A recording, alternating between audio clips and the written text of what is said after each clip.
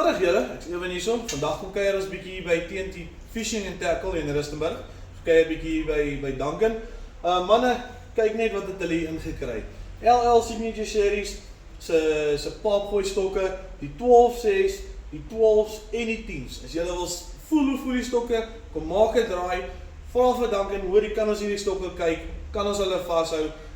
Ouens, ek sê vir julle, gaan nie 'n fout maak nie. Hierdie stokke is op 'n next level. Sy bad is lekker korter gemaak as wat die ander stokke is.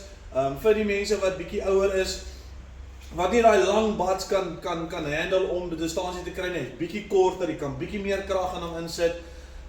Veral vir die vrouens ook wat nie daai lang bads kan bygryp nie, wat ek het al baie keer gesien, dan gryp hulle op hierdie kant as die bad hierso.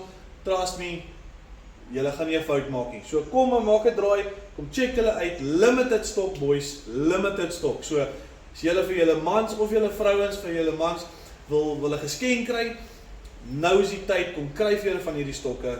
Koop hulle vir Kersfees. Oor 'n paar weke is dit Kersfees. Ouens, julle gaan nie spyt wees nie. En as julle wil meer inligting kry oor hierdie stokke en sien hoe hulle buig, gaan check hom Lou se channel, Let's Go Fishing. Hy het 'n video gemaak by die olifantsnek waar hy praat oor die stokke, die gewig wat jy kan gooi met die stokke, die gram weight.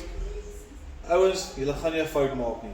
So kom kry vir julle 'n stok, kom chat met Duncan, en as julle wil pap gooi, spesie, bass, enigiets wil weet van hengel af, kom chat met Duncan en hy gaan die beste raad op sy possibility kan vir julle gee om julle hengel gemaklik te kan maak as dit kom by LL Signature Series, whatever.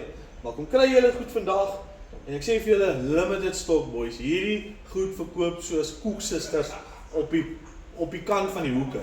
So kom maak 'n draai en like soos ons sê, if it works for us, it will definitely work for you. En soos ons sê, gaan vang 'n vetie.